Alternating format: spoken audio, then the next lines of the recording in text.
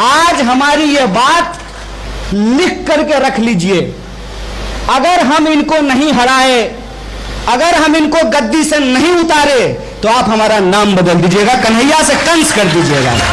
महंगाई के फायदे पहली बार इस देश की टीवी मीडिया में समझाया जा रहा है। मैं जिस नेतृत्व की बात कर रहा हूं उसके बारे में एक बात आप सब लोग समझ लीजिए कि अगर वह नेतृत्व इस देश के संवैधानिक मूल्यों से समझौता किया होता, दावे से बोल रहा हूं इस बात को, अगर वह नेतृत्व पूंजीपतियों के सामने पूरे तरीके से घुटने टेक दिया होता, अगर वह नेतृत्व इस देश की सांप्रदायिक शक्तियों से हाथ मिला लिया होता, तो मोदी जी की जरूरत इस देश को नहीं पड़ती। और जहां तक देश का सवाल है, मैं आपको बता दूं, सच में मैं जो है आलोक जी की बात से यहां सहमत हूं कि भले वो हमारे सांस्कृतिक प्रतीकों का इस्तेमाल करके एक राजनीतिक एजेंडा चला रहे हैं, लेकिन आज भी हर मुसलमान सांप्रदायिक नहीं है और हर हिंदू सांप्रदायिक नहीं हुआ है। और जब हम एक साथ मिलने की बात करते हैं तो कुछ बात बिल्कुल सीधी है। देखिए, प्रधानमंत्री तो कोई एक ही आदमी बनेगा ना, मुख्यमंत्री भी कोई एक आदमी बनेगा, एमपी 545 बनेगा और हर राज्य की अपनी असेंबली का फिक्स सीट है, तो सब सीट पे तो कोई ना कोई बैठा हुआ ही है ना। अगर आपको लगता है कि राजनीति मुख्यमंत्री और प्रधानमंत्री के लिए करनी है सिर्फ, तब तो कोई वैकेंसी नहीं है, खाली ही नहीं है। कोई राज्य ऐसा है जहां मुख्यमंत्री नहीं है? जहां मुख्यमंत्री अगर नहीं होता है तो पहले भाजपा जो है वो ईवीएम नहीं तो एटीएम, कोई ना कोई जुगाड़ करके, अगर बहुमत नहीं मिलता है तो मुख्यमंत्री ही खरीद के ले आता है। आज इस देश के भीतर कोई भी व्यक्ति, मैं तो कहता हूं भाजपाई, जल्दी ही गडकरी देश के पहले अग्निवीर मंत्री होने वाले हैं। अगर आपको तकलीफ होती है तो यह लड़ाई लड़ने की जरूरत है। और यह लड़ाई, मैं फिर से कहता हूं, मुख्यमंत्री और प्रधानमंत्री तो कोई एक ही होगा, यह लड़ाई उससे ज्यादा बड़ी है। यह लड़ाई अपने उस इतिहास को पुनर्स्थापित करने की है कि देख भाई, यह भारत है। भारत की पौराणिक कथाओं से लेकर के भारत के ऐतिहासिक तथ्यों तक अगर हम बात करें तो हिरण्यकश्यप के खिलाफ उसका ही बेटा भक्त प्रहलाद खड़ा हो गया था। तैमूर लंक अपने घोड़े पे खड़ा था, तलवार लेकर के लूट रहा था, उसके सामने एक बच्चा बलकरन चाकू लेकर के खड़ा हो गया था। इस देश के इतिहास में हमने देखा है, श्रीमती गांधी से भी बड़ा किसी का रुतबा होगा। श्रीमती गांधी को एक चप्पल नहीं पहनने वाला आदमी चुनाव हरा दिया था।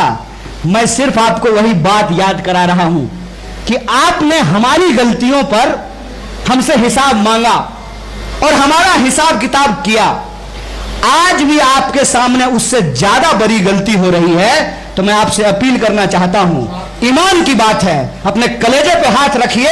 गलती अगर उससे बड़ी है तो उससे बड़ी सजा इसको देने की तैयारी कीजिए। मैं ये आपसे कहना चाहता हूं। आप मुझे बताइए, हर बात पे जो है आप कांग्रेस का नाम ले लेते हैं। दंगे हुए, स्वीकार करता हूं, और इस देश में डॉक्टर मनमोहन सिंह देश की संसद में खड़ा होकर के इस देश के सिखों से माफी मांगा और कहा कि यह गलत हुआ है। हिम्मत तो मोदी इस देश के मुसलमानों से माफी मांग करके दिखाए। कोई भी भाजपाई भी अगर इस दो के खिलाफ बोलेगा ना, चाचा भतीजा के खिलाफ, प्रधानमंत्री खड़ा होकर के परिवारवाद का भाषण देते हैं, मेरे आंखों के सामने खूबसूरत सा जय शाह का चेहरा सुंदर मुस्कुराता हुआ घूमने लगता है। क्या काबिलियत है उसकी? क्या काबिलियत है उसकी? किसी भी बात पे एक चीज की अगर डिलीवरी हो गई हो, उस पर अगर सरकार अपनी पीठ थपथपाए तो हमको मानने में कोई दिक्कत नहीं है। सरकार ने एक भी चीज की डिलीवरी नहीं की है और कोई भी अगर उस पर सवाल खड़ा करेगा तो सीधे तौर पे उसको हिंदू विरोधी, सेना विरोधी, देश विरोधी, एंटी नेशनल, अर्बन नक्सल और टुकड़े टुकड़े गैंग का बोला जाएगा। अरे हमको तो छोड़िए, चुने हुए मुख्यमंत्री को भी अर्बन नक्सल बोला जाता है। ये मेरी और तुम्हारे की बात नहीं है। आज हमारी बारी है, कल तुम्हारी बारी है। भाजपा से यारी किसी के लिए अच्छी नहीं है। आज मेरी बारी है, कल तुम्हारी बारी है। यह लड़ाई देश के निर्माण का है, और देश का निर्माण ऐसा कि हेलीकॉप्टर और ट्रैक्टर का वोट जैसे बराबर होता है ना, किसान हो या अमीर हो, मोटा हो या पतला हो, हिंदू हो या मुसलमान हो, संविधान ने हमको बराबरी का वोट दिया है। शकील साहब एमएलए हैं, एक वोट ना आपका भी, हम एमएलए नहीं है, मेरा भी एक वोट है, बोलिए बराबर है कि नहीं है। बिहार ने एक संदेश दिया है कि हम अपने राजनीतिक विरोध को अगर अपने अल्टीमेट राजनीतिक विरोधी के कॉन्टेक्स्ट में देखें तो नीतीश जी और तेजस्वी की लड़ाई उतनी बड़ी नहीं है जितनी बड़ी लड़ाई आज बीजेपी के सामने दूसरे दलों की हो गई है। क्यों? क्योंकि अगर भाजपा रहेगी तो इस देश में बहुदलीय व्यवस्था ही नहीं रहेगा। ऐसा देश का निर्माण करना है और देश के भीतर जो लोकतांत्रिक प्रक्रिया आई है, आप तमाम सुधीजनों से आखिरी अपील के साथ अपनी बात खत्म करूंगा, उस लोकतांत्रिक प्रक्रिया को सम्मान देने की जरूरत है। और वो लोकतांत्रिक प्रक्रिया यह है कि आज कोई भी व्यक्ति किसी भी व्यक्ति का बात ऐसे ही मानने को तैयार नहीं है। अगर इस बात को आप समझना चाहते हैं तो आप यूं समझ लीजिए कि आपका बच्चा ही आपकी बात मानने के लिए तैयार नहीं है, तो वो क्या सोचता है, कैसे सोचता है, उस बात का मूल्यांकन करना। और मैं ये बार बार बात कहता हूं कि आप बात कीजिए, अगर हिंदू मुसलमान एक समस्या है तो बात कीजिए, लेकिन उसका शब्दावली नया होना चाहिए। और मुझे मेरा मानना है कि इस बात की शुरुआत ऐसे नहीं होना चाहिए, हिंदू मुसलमान एकता। मैं कहता हूं कि इसको ऐसे कहना चाहिए कि देश की एकता, इंसानियत की एकता।